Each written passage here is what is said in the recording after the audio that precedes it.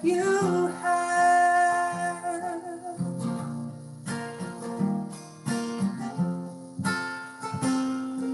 The only prayer you say is thank you. It's the only prayer you need to say. Just look around at what you have. Please join us now in a spirit of meditation, reflection, or prayer as we deepen into our service and share our opening words for this morning with words by David O. Rankin. I declare a Sabbath day, to walk in the wilderness of enlarged perceptions. I declare a release from work, to nourish the stamina to pursue ideals. I declare a special hour, to help cherish life's joys and combat life's sorrows. I declare a reign of holiness, to deepen our grounding in the sustaining mystery. I declare a time for simply being and letting go, for rediscovering great forgotten truths, for basking in the arts of the ages, and for learning how to live again. We light this flame for the art of sacred unknowing. Humbled by all that we cannot fathom in this time, we come into the presence of what we do know, perhaps the only thing we can ever know, that love is now and forever, the only answer to everything and everyone in every moment. So now we have children nearby. Please join us for a story, and then I'll have a couple of things to say after the story. A long time ago, when everything was still new, up in the sky were all these stars. Amongst them was this little star who was very interested, curious about everything. This little star traveled across the sky, would stop and examine so many things. One day this little star came down to Earth. It traveled all around the Earth, looking at all the animals, all the birds, all the plants, just everything that was alive. One day it came near this village. There was a sound coming from this village that was so beautiful and so wonderful, the little star could not believe it. It stayed close to this village. It had never heard anything so beautiful in all of the heavens and all of the places it went to around the earth. So it stayed close to this village. Listened and listened. It just couldn't get enough of hearing that beautiful sound. One day it got to thinking, I am a star, and I am supposed to be up there in the sky with the other stars. I had better go back. So it went back up into the sky and was with the other stars. But it began to think about this beautiful sound it had heard coming from that village.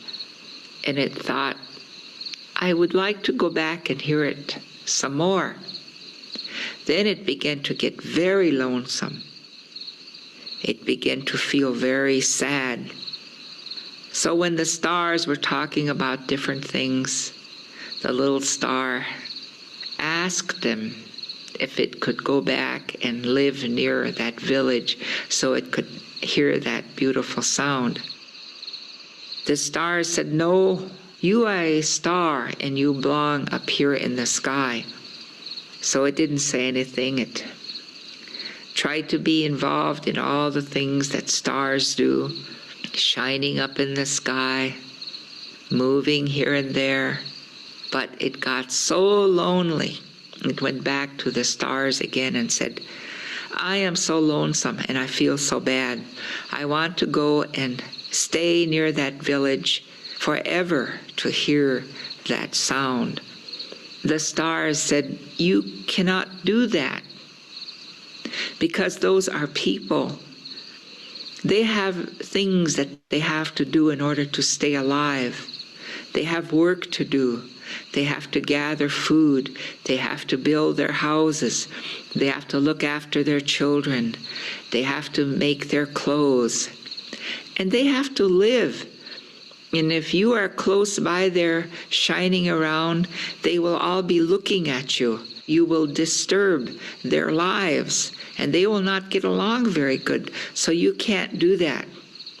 So the little star thought and thought, and finally then said to the other stars, if I can find a way to be close to that village without them seeing me, can I stay there?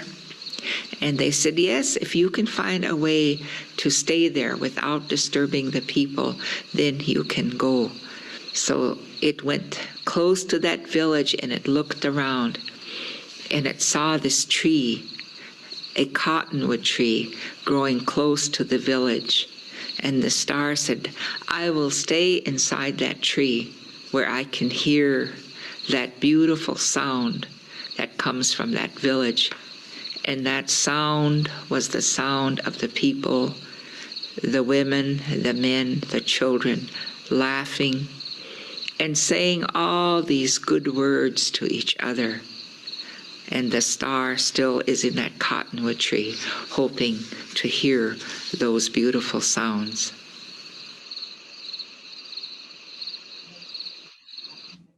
So you can see for yourself the star and the beautiful cottonwood trees. If you go and look for the little twigs that fall from cottonwood, and then if you look closely, you can see that it has little joints. One place said it's like the bendy part of the straw. I think of it as like elephant knees, right? So you look for that kind of rings there, and then you snap it at that point. And then you can see the stars inside the tree. So I suggest you all go out and find some cottonwood twigs. I'd actually gathered a lot for us, but now they're too brittle. So that doesn't work, but look around. Yeah, and that's the star inside the tree. It's my honor to introduce first Mary Wilson and then Pat Hager in our journeys, to share about their journeys. It is good to be here today and good to be together. I remember and I find joy in remembering when we were all together in person in our building. But I'm also learning to live into this time where we are now, and this way of doing things, and it's still like who we are together and individually. I can still feel it, and it still shines through in our services. So I was just recognizing that this morning as I got myself ready to be here today. So as this series, we've been asked to reflect on 4 questions about how we got here, our journeys. And the first one is how I got here, spiritually, philosophically, religiously, sort of. I take it to mean whatever that means to me. And as I think many people know by now, but I got here I found my way to this congregation because of your work and engagement in the water protector movement at Standing Rock. And at that time I was living there, and that's making my home on the reservation, which is how I first came to this part of the country. The very first time I came here was in 2001 as a student it was a international partnership for service learning. And so I was elected to be on the reservation as a cultural exchange. And so I was going there to like with the understanding that I was entering a different culture, and then that led to me living there. And that was my senior year in college, and it led to me after I graduated. I made my way back there, and that's where my life as an adult, I guess, started. So it had been, I guess, about 15 years of me living in that place when the water protector movement and the encampment got going in 2016. And my relationship to Bismarck was this was a place where I would come to get groceries, and I had like a little bit of a yoga community at various times here. And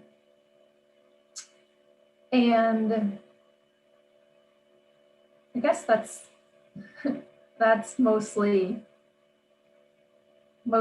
it as far as what how I understood this. I mean, I for work, I worked for a lot of the time, or various times I worked for Standing Rock Sioux Tribe, and would come to do consultations, meetings with different people in the government here,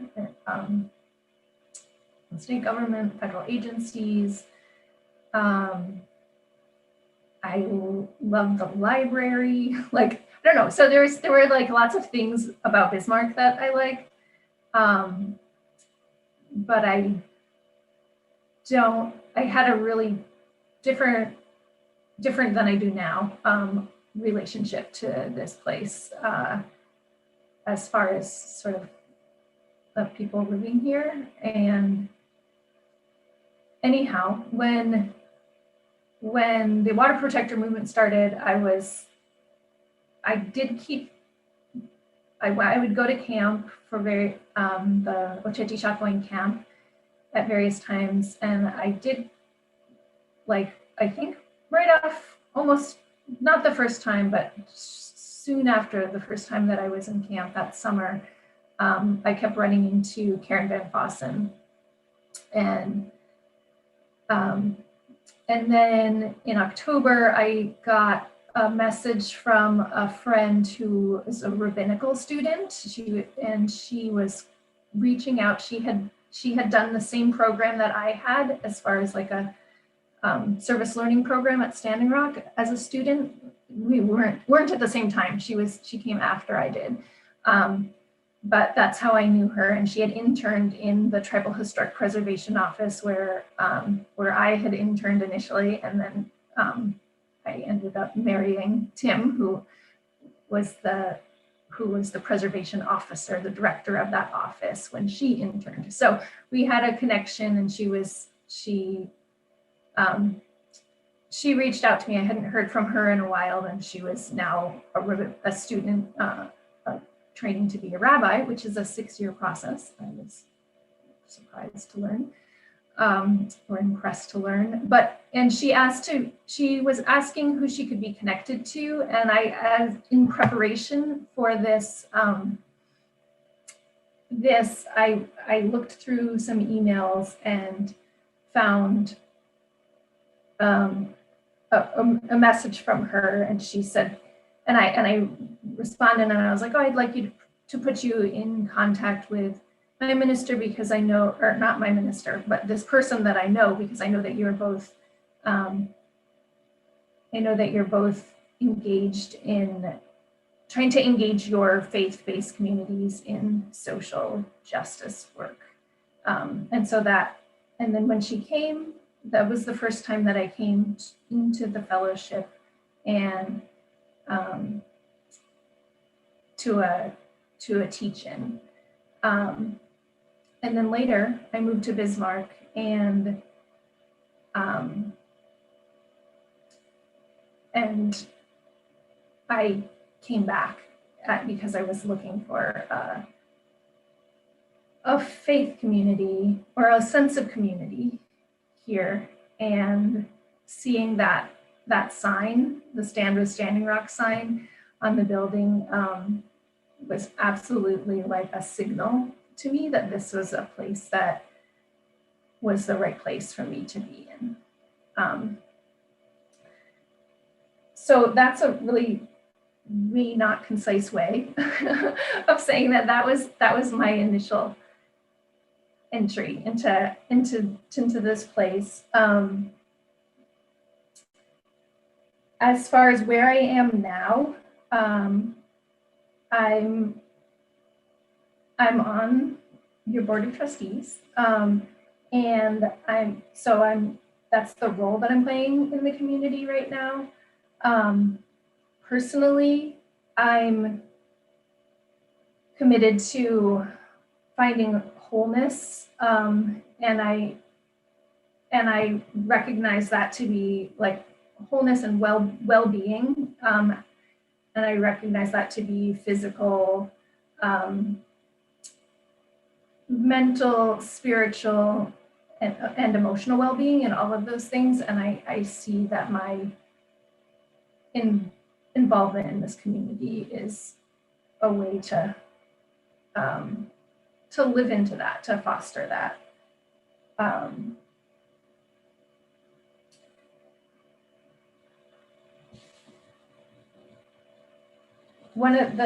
Another question that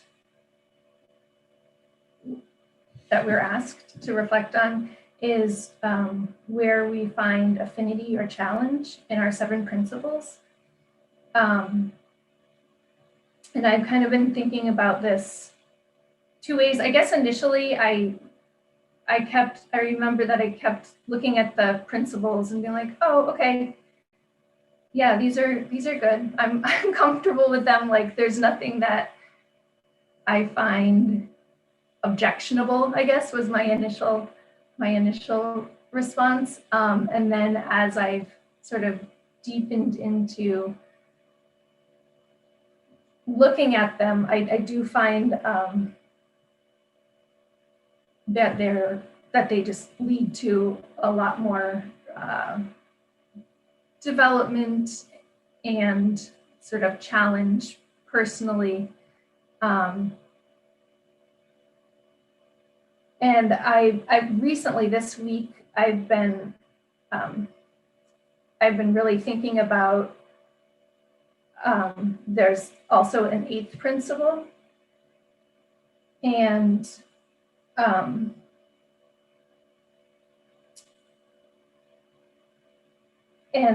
I've been looking at that, and which is a lot about beloved community.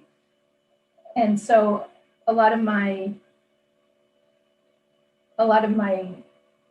reasons for being here is like living into that. So I guess my time is up. It's gone super fast. I didn't even cover most of the things that I was thinking of, but one of the things, that's okay, because I think the thing that I did keep coming back to as I was thinking through all of these questions was just this line in the beginning of our, that was read today, or said today, as we gather, and that we gather to nurture each other, be nurtured on our life journey, and put our beliefs into action through work in our communities and the wider world.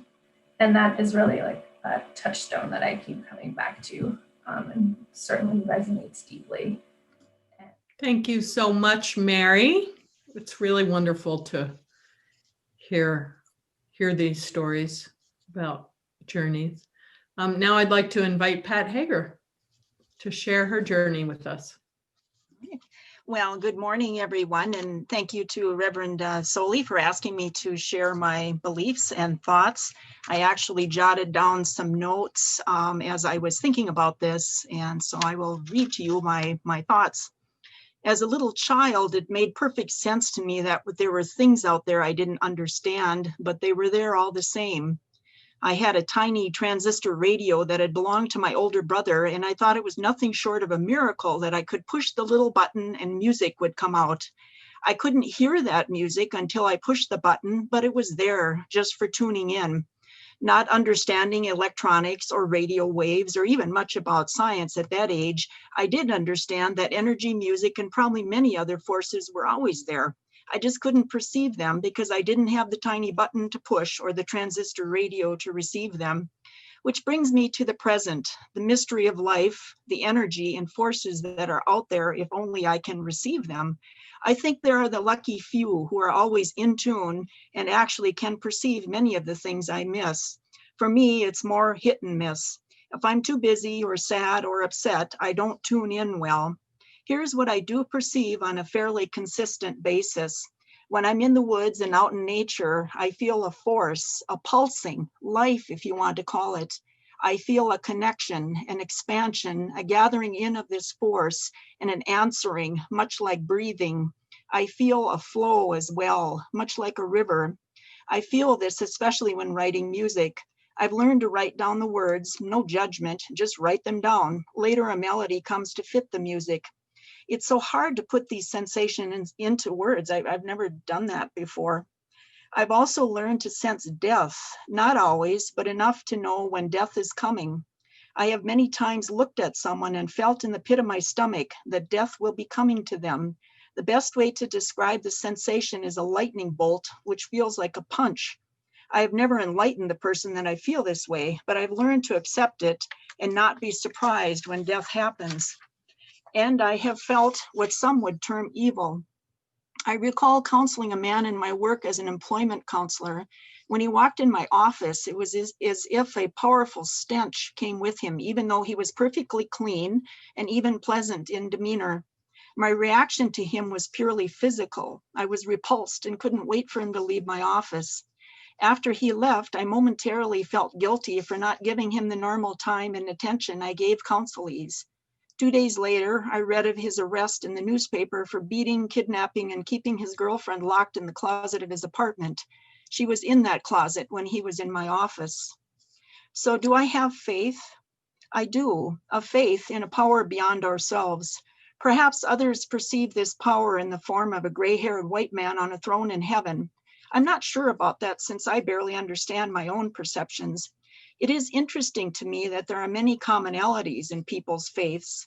In speaking to my Indigenous friends, I feel most akin to what they experience. They have told me that their creator is nature-based. One friend senses death and also his ancestors. One long deceased ancestor sat at his bedside as he hovered between life and death after a serious accident.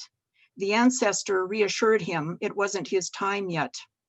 What I don't understand yet is how other spiritual beliefs can cause pain, destruction, and death to others.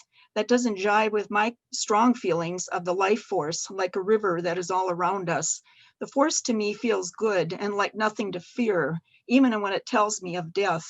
The death feeling is that of transition from one plane to another, nothing to fear. It tells me of passing, of moving on, much as if someone posted their travel plans on social media. The connections to others by this life force intuitively tells me that if I hurt you, I hurt myself. If I help you, I help myself. We're one being. We're connected, whether on this plane or another. So I thank you for the opportunity to express something that really doesn't have any words to express. Most of the time, I feel as if I'm looking at a masterpiece in a museum and only able to see a tiny little square in the middle. By listening to my scientist friends and others of all faiths, they help me to see what their tiny little square looks like. I'm not sure if I'll ever see the whole masterpiece, but I definitely know it's there. Thanks for listening. We extinguish this chalice flame, daring to carry forward the vision of this free faith, that freedom, reason, and justice will one day prevail in this nation and across the earth. Sometimes in our lives, we all have pain, we all have sorrow. But if we are wise, we know that there's always tomorrow. The